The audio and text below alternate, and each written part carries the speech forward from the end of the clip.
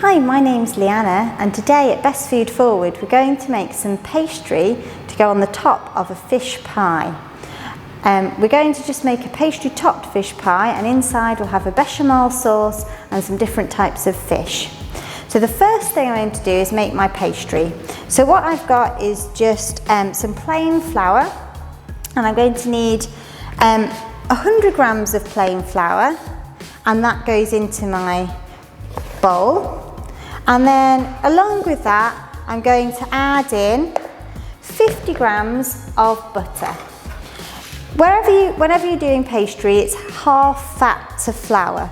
So whatever you can increase or reduce the ratio to suit your needs, to if you've got a bigger pie or a smaller pie, but it's always about half fat to flour.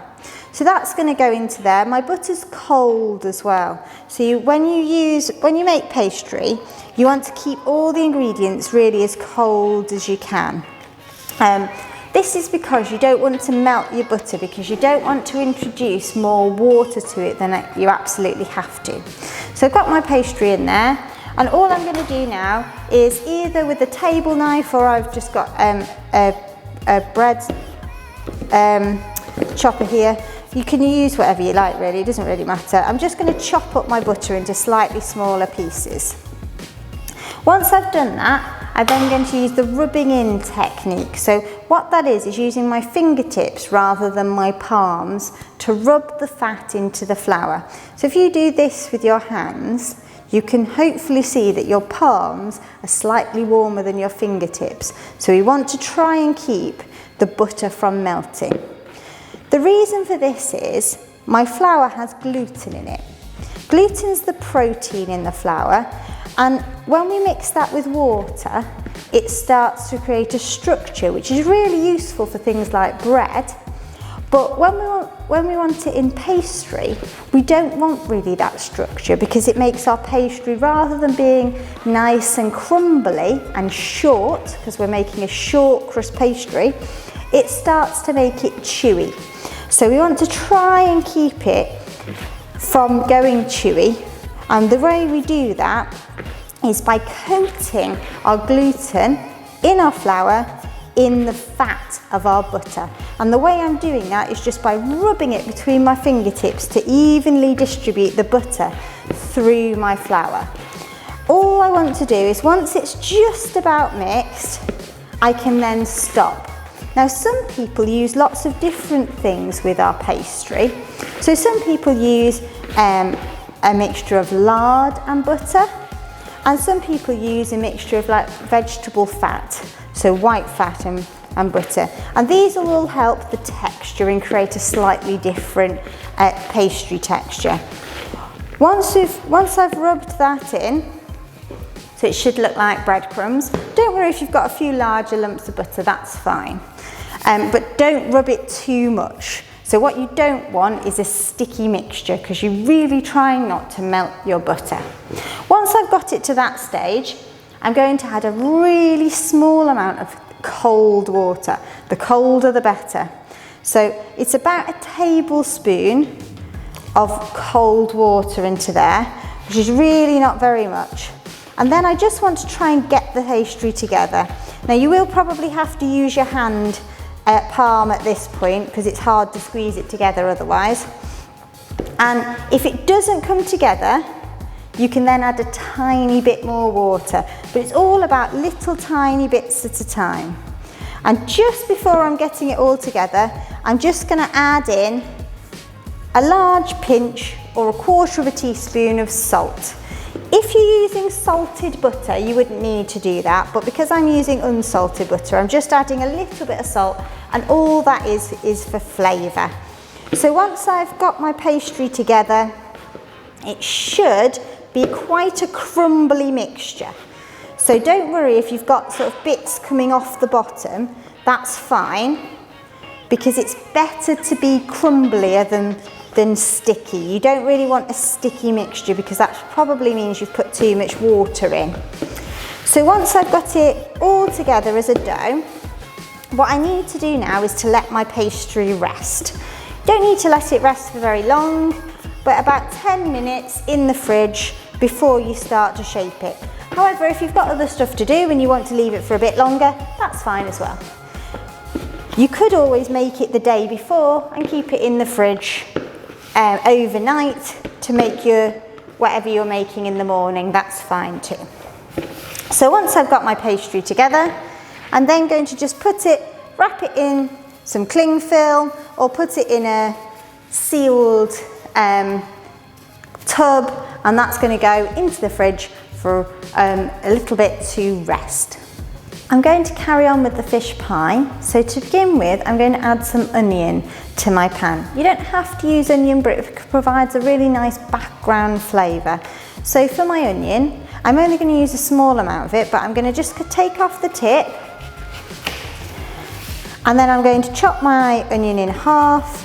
Now I'm going to use my onion again. I'm not going to waste it. I'm going to keep it and use it for a different dish. So I'm going to keep that to one side and I'm going to use it again.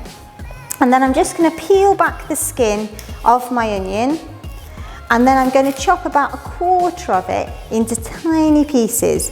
We usually call this brunoise chopping.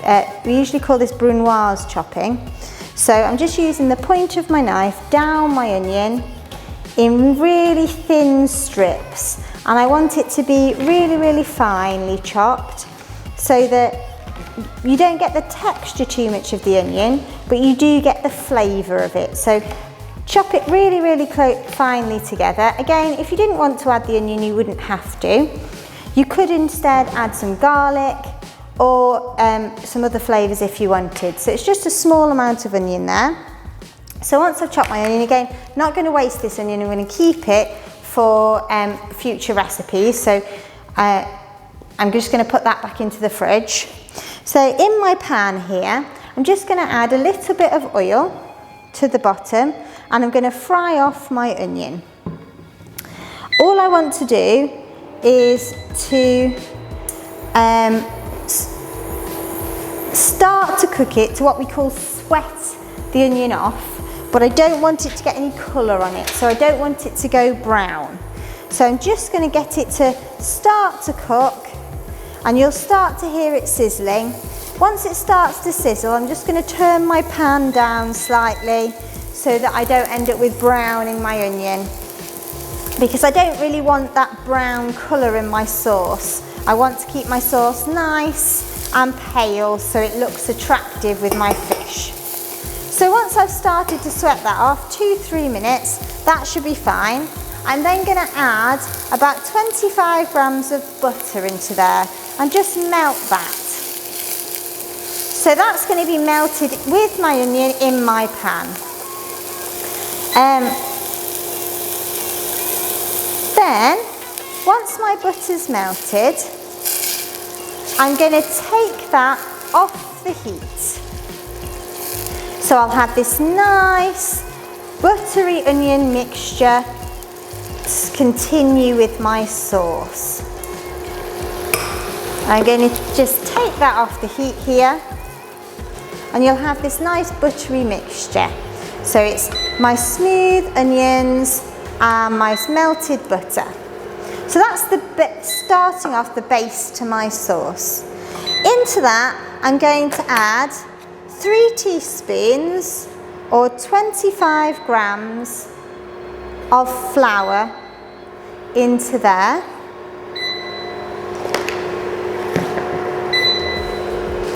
And then I'm going to return that to the heat. Very quickly, you'll end up with this oniony paste. That's fine, but you don't want to cook that for too long without adding some milk. So I'm going to add in about half my milk. I need about 250 millilitres of milk, and I'm going to add about half in. Now you can use a whisk at this point if you want, or you can continue with a spatula or a wooden spoon. One of the really important things is don't stop stirring and leave it on its own. If you stop stirring at this point, your sauce is going to go lumpy. So you don't want a lumpy bechamel. So bechamel sauce is like a white sauce. We use it for lots of things like lasagna. And all I want to do now is bring it to the boil. What will happen there is my flour will start to soak up. The starch granules will start to soak up and swell up. And then once it gets to 60 degrees, they'll start to increase in size, and then it will get to 73 degrees and they'll start to burst. As they start to burst, you'll see, you won't be able to see them burst, they're very tiny, but what you will be able to see is your sauce will thicken. So when your sauce thickens, all we want it to do is to be about the same as double cream, about the same texture as double cream. So what I'm looking for is on the back of my spoon or my spatula. When I lift it out, it should coat the spoon. So it's nearly there. Can you see it's just dripping off right now? What I want it to do is coat the spatula. So it'll still drip off, but it'll leave a coating behind. When that's ready, which I think is now, if you can see that now, it just coats the spatula. I can then take this off the heat and add my seasonings to taste. So I'm going to take that off the heat now. Now into this, I could add some salt, only a little bit of salt. You don't want to over salt, so a pinch of salt into there, or maybe a quarter of a teaspoon. I've also got some mustard powder. Now you can use regular mustard, you could have a spoon of Dijon mustard.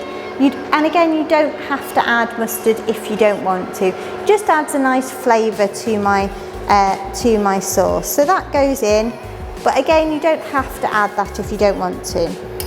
And so what you should have now is this nice, smooth sauce with my onion bits in it. And then I'm going to add to that my frozen peas. You can add them in straight as they are. You don't have to defrost them. They can go straight in from the packet. They can go in there. Our peas are great because not only do they add in vegetable, so they give you some vitamins, but they also add some extra protein.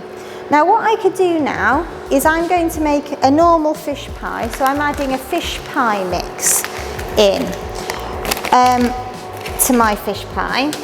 But if I was making a vegetarian version, a good option would be to change my fish for some green lentils. This would give me a nice texture and a difference to my pie. You might want to also add some with my green lentils. You might want to add some mushrooms to give it a bit more flavour. But I'm just adding my normal fish pie. So I've got a mixture of fish. So I've got some smoked haddock, some salmon, and some cod. So I'm just going to put those, I'm making some tiny fish pies today. So I'm just going to add them to my little trays here. So I'm going to add my fish in. And when I've added my fish, I'm then going to add my sauce on the top.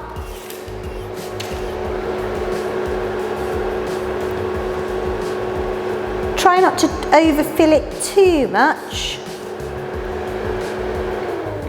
And then I'm going to add my pastry lid to the top. I'm going to now finish my fish pies. So I've got my pastry from the freezer, and I'm just going to put a little bit of flour onto my surface so it doesn't stick. And I'm also going to flour my rolling pin. We're trying to use sustainably sourced fish. So what I mean by that is when we talk about sustainability, we're talking about the environment has less impact when using sustainably sourced as opposed to other sources of fish. So when I'm rolling out my pastry, I want it really quite thin.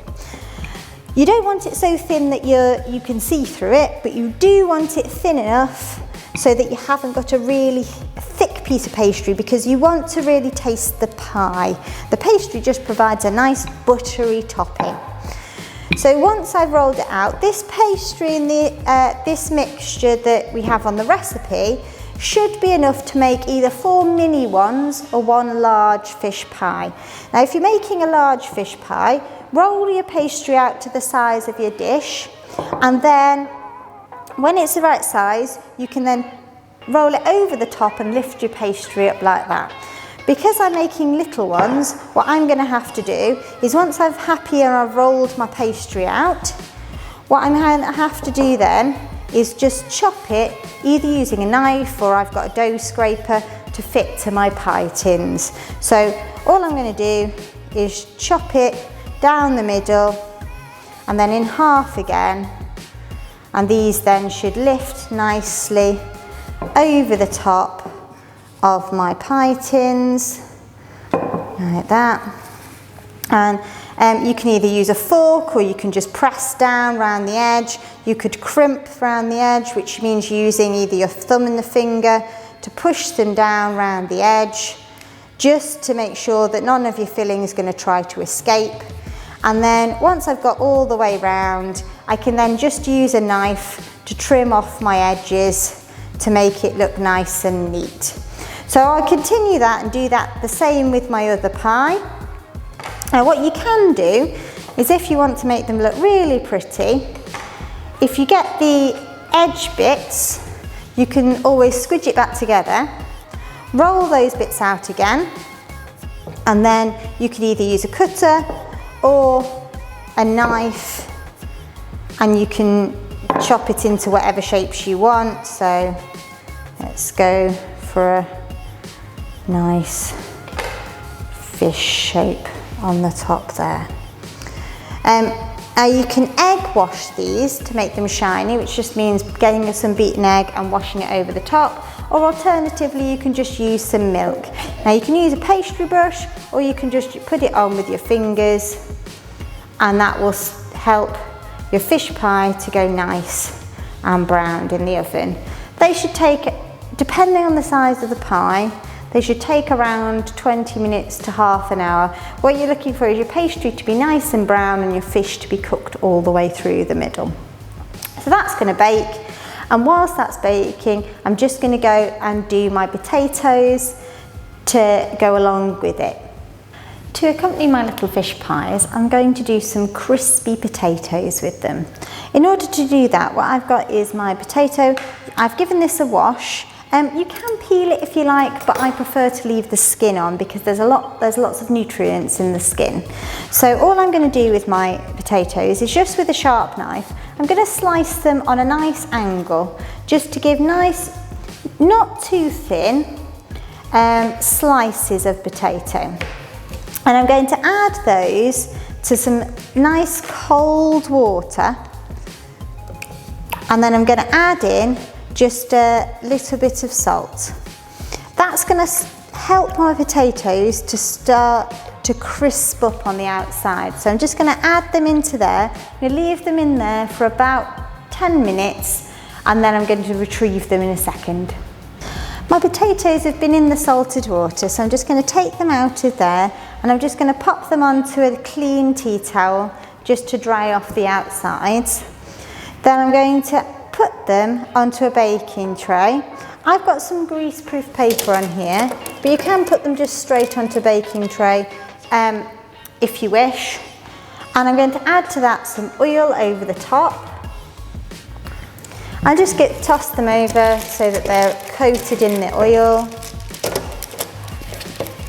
And then onto those, I'm going to add some salt. I've got some sea salt crystals, so they're quite large, but you could just add regular salt onto there. Just adds a little bit of texture. And I've also got some rosemary. So my rosemary is a nice herb. We got these from the garden. And all I'm going to do is hold the top of the herb and just push the leaves away from me, and that will get the nice leaves over the potatoes. Now you could do this with garlic. You could just leave them plain with just salt. You could add some pepper. Depends on what you like. And then I'm going to bake those with my pies in the oven for for around 25 minutes until my potatoes are nice and soft and brown and crispy. My pies are done all the way through, including checking the centre of your fish is really piping hot. Very, very important. Make sure that your pies are properly cooked and my dish will be complete. I've just got this out of the oven. It's hot, but it's not too hot. I can touch the tray now. So I've let it cool down a little bit. I'm just going to plate up. What I have done is checked one of the middle of my fish pie is really hot. You can do that with a temperature probe, but if you don't have a temperature probe, the way to do that is to put a fork in the middle of the fish, leave it there for about 3 seconds, take it out, and then if the end of the fork should be really piping hot. Okay, so I'm going to plate up. So I'm going to leave them in my little trays. So I'm just going to take one of those, put it on a plate, and plate up with my potatoes next to it. I'm going to leave the rosemary on. You could add anything else you wanted. You could add a bit of salad garnish. You could add whatever else you would like with it. And then there is my crispy potatoes and my fish pie.